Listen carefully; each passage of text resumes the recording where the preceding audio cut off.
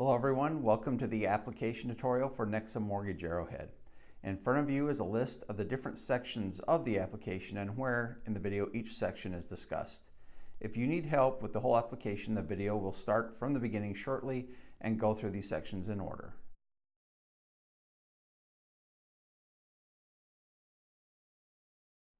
Hello everybody and welcome to NEXA Mortgage. My name is Vance McKim. I'm a loan officer here in our Arrowhead location. And today we're talking about the online application process. Generally, when you're working with a loan officer, you're communicating by email or by the phone. If you're getting all your information through email, you will be filling out an online application. In the signature of those emails, there is an Apply Now link. When you click that, it's going to take you to our NEXA Mortgage portal. And basically, it's an instant application process that you can do at any time in the comfort of your own home. You can go through and take your time. You don't have to be on the phone with us to do this, and just be able to find that information and fill it in as you go. So today we're going to kind of go through that process step by step, and you'll be able to follow basically everything that I'm going to do and replicate it at home on your own process. All right, after you've clicked the Apply Now link, it's going to take you to the NEXA Mortgage application portal. What you're going to do first is put some information in so that you can create an account. So right now you're going to follow me, but I'm just going to put some random information in so that we can get this account created.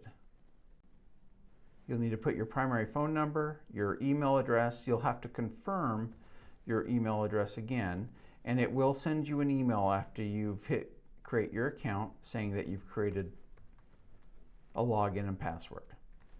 Okay, now after you've created your account, it takes you to the next page, and as you can see here, it says, hello, hi Joe, and it's going to have my information in because we're doing this under my portal. And you're just going to click Let's Start. Now this brings you to your front page. Now, for most people, this is going to be a purchase, and you'll have the option here to click either purchased or refinance.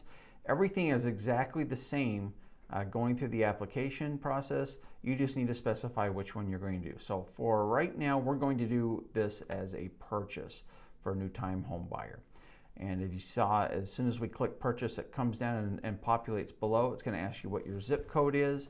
You're just going to start filling this out again, and it's going to say what kind of purchase price do you think that you're going to look at. And this is all just an estimate right now. You will not have to really know exactly the amount, but let's say you've looked at homes in that $300,000 range, just put $300,000. We'll actually adjust that later. If you're doing an FHA program, you're going to be putting in, let's say, 3.5% down. If you're doing conventional, the standard is 4% or 5%. You just put in there what you think you're going to be able to put down on this. I would say put 3.5% just to start, which is FHA. And then below this, it's going to ask, are you military, yes or no? Now, if you are military, you will not have a down payment. They cover 100% financing.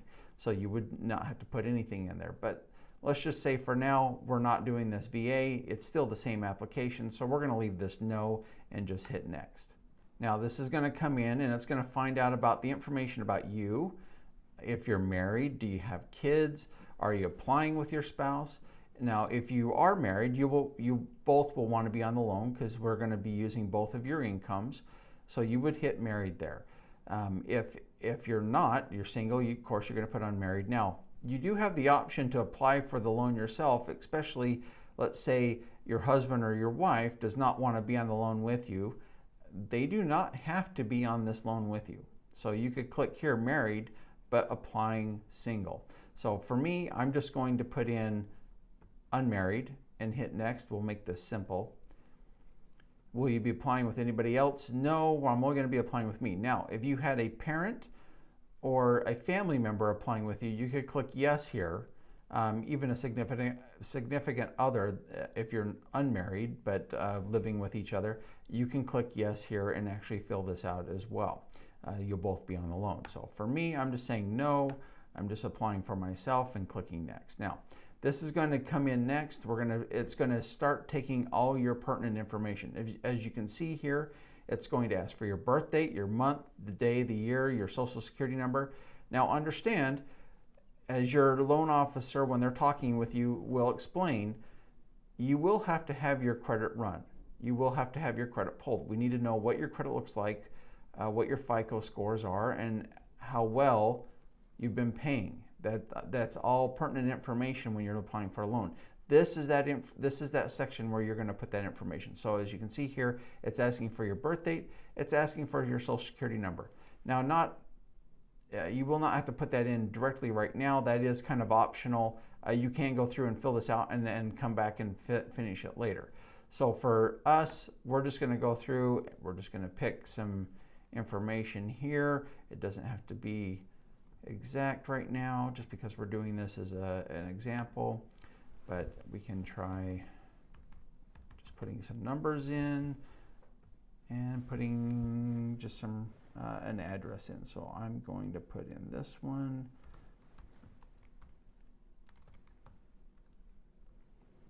And you can see it's filling it in as we go. It's actually pretty smart on that. So it will find your address for you, and all you have to do is click yes on that. It's going to ask you, do you own it, rent it, or are you living with your parents? You're living rent-free. You're going to put in that information and then how long you've been living there. So you will need to provide 2 years of living history. Basically, whether that's you're living with parents, it's a dorm room because you're a student and you're now graduating and have a job and you want to find your house. If you've been renting, all that information is going to be in here, but you will have to provide 2 years worth. So if you see where this says add former address, let's say this was only 1 year that you've been there, then you need to go back and find the address before that you lived in for a year. But we just need 2 consecutive years worth of residential history here. Now it's going to say, what type of property are you looking to buy? Okay, so if you click this drop down, you see how this says single family residence, condominiums, townhomes, maybe a manufactured house, or a PUD means planned unit development. So these are master plan communities like KB Homes, may be building this up in Deer Valley area. That's where you would select that. Most people are just looking for a single family residence, so that's what you would click. You kind of know the area you're looking at. You can put that information or the zip code in if that's what you want to do. If you have a realtor that you're working with, you can put their information here. If you say I'm working with a realtor, you can type all their information in here. If you're not, that's okay as well. We will actually help you find a realtor. Now, the acknowledgement down here, this says I allow my credit report to be accessed by NEXA Mortgage. You will click yes on this after you filled in all your Social Security and your birth date, that information. Because why? We do have to pull your credit. Now, if you do not do that here, that's still okay. We will actually pull that information from you on the phone. We will talk with you on the phone and have to do that verbally. But you can click that here, go ahead and then click next. Okay, so now that we've moved on to the next page, it says import your bank data. Now, this information here is linked in automatically with these banks showing. So you have Bank of America, Capital One, Wells Fargo, all the major banks are here. What you will need to do is click on whichever bank you're looking for. You put your username, password information in, and it will pull that information automatically and populate it into your account. The reason why we need your bank information, and your loan officer will explain this to you, is we have to look at the last 2 months' bank statements. The reason why we're looking at this, we have to show the reserves that you can make the payment on the house after you've bought the purchase. So your down payment reserves, whether that's for FHA 3.5%, your closing costs on any of these, or your reserves, meaning your 2 months that you're going to have for the payment every month after you close, will need to be in here. So that's why we're asking for this bank data. So put your information in, click next, it will automatically populate it. If you do not have it at that time, go ahead, just hit skip. You can log back in, that's why you created an account. You log back in and you can add that information later. So at this point in time, you see how it says we skipped our bank. If we had done this, we would just say go back. You can put another bank account in if you have multiples, but since we skipped it, we're just going to say yes, create my application.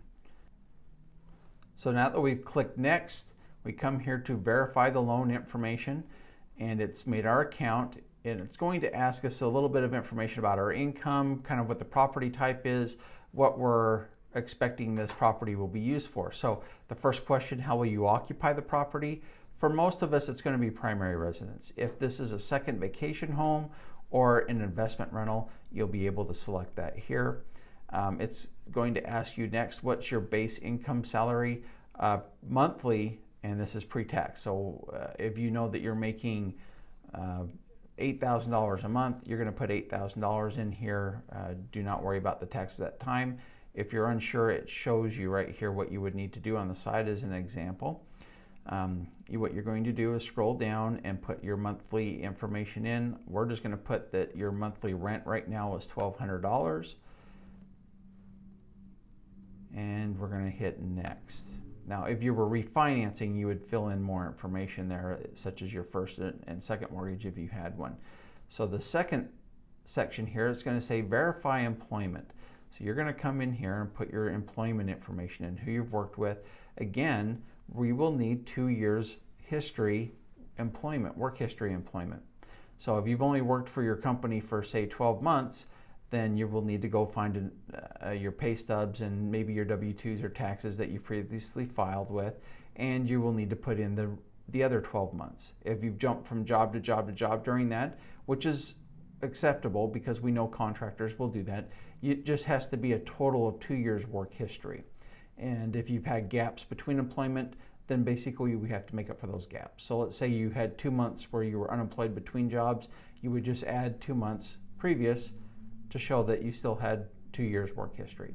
So you would go through, fill all this information out. You can select if it's self-employed. If you were unemployed for 2 months, you could select that here.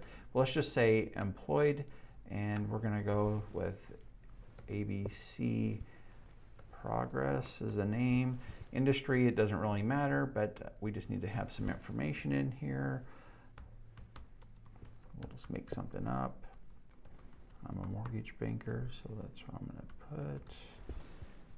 And how long you were there. So let's say we started in 2014, and we'll just hit save. Oh, zip code.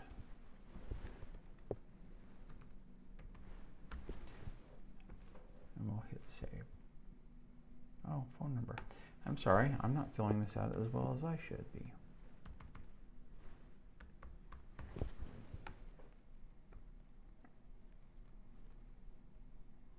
The next section it's going to take us to is verify your assets and liabilities.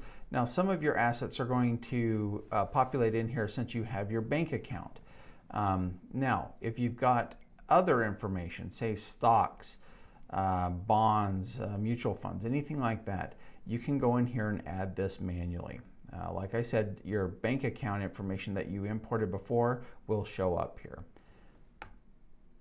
If you have any other information, like real estate owned, if you have another investment property, that information can be put in here as well. So our total assets, we will just select checking, and we'll put in that we have a $20,000 bank account. So we'll just hit OK. It's going to show up in our liabilities here, and you'll do that for everyone. And so when you're done, just go ahead and hit next. And again, if you're unsure, you really don't have to fill anything out at this time. Just go through, make sure everything that you're putting in is correct, and you can come back in and log in later and put it in later if you're unsure. So the next section here is basically your declarations, government reporting. So this is going to ask, are there any judgments against you? Have you had a bankruptcy in the last 7 years? You're going to go through all this information and just click yes or no. It's going to ask you if you're a U.S. citizen. You're going to say yes or no. Now, you do not have to be a U.S. citizen to actually buy property here in the United States. International buyers are allowed, so you can put that information in. It's going to ask you, are you a first-time home buyer? Yes or no. Do you intend to occupy the property? You're going to say yes. This is really interesting here. At the very last, it says, have you had any ownership interest in the property in the last 3 years? Most of you will say no because you're buying a new house. But let's say you've been renting that house from family, your family's now going to sell it to you. That would be an instance where you would put yes in there because you have been living in that house. But 99% of the time, you're going to say no to that. And again, it's going to ask you for demographic information. You do not have to fill this out. You can select, I do not wish to provide this information, but we would just suggest you go through and fill it out correctly. For me, I would put in that I am male, that I am Caucasian, and I would just say next on that. But if you do not want to provide that, you do not have to. You just select that I do not wish to provide this information. So now it's going to say verify your application. It's going to say your loan summary, that this is going to be, your primary residence. This is your name. The subject property says TBD. Now, what does TBD means? It means to be determined, and that's because we don't know what house you're going to buy yet. You're still going out to go look at that. We have to go put an offer in with your realtor. There's a lot of stuff that still needs to be done for this, but we know that you want to find a house for purchase at $300,000. This is what the loan amount is going to be after your down payment under FHA, because that's how we filled this out. And it's going to go do your debt to income ratios. Now this says 0 because we did not import any information right now. So we haven't pulled credit yet, or at least with this application we did not pull credit. So we don't know what your debts are. The loan to value ratio, 96.5% because of the 3.5% you would do for FHA. That's going to be here. So when you're all said and done with this, at the bottom it says submit request. Just go ahead and click that. And it says your loan application has been received, and it'll take you to a dashboard. It's going to give you my contact information that says you can contact me now, and we can actually pull up your application and go through it on the phone with you at any time. So at this point in time, you can message us from your dashboard. It actually has a message option. It'll send us little messages back and forth, and it will go to your email as well. If we said, oh, you need to upload your bank statements, you can go upload them right from this web portal here. So the account that you've set up with us, you can log in anytime and do that. But this is the easy way to do a loan application with us in the time of your own home, so that you're not rushed. Now, at the same time, if you do not feel that you want to do this online, call us. We can do this over the phone with you just as easy. It just takes a little bit more preparation because you would need to have your documentation there with you.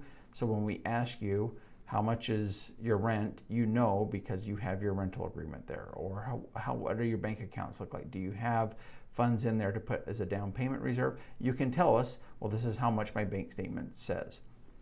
But overall, this is the online application process. Very easy to go through, and it can be done in multiple steps. Like we said, you can log back in and do it at any time. But we would open ourselves to you to be able to call us if you have any questions on this, and we will walk you through it, and we look forward to speaking to you soon.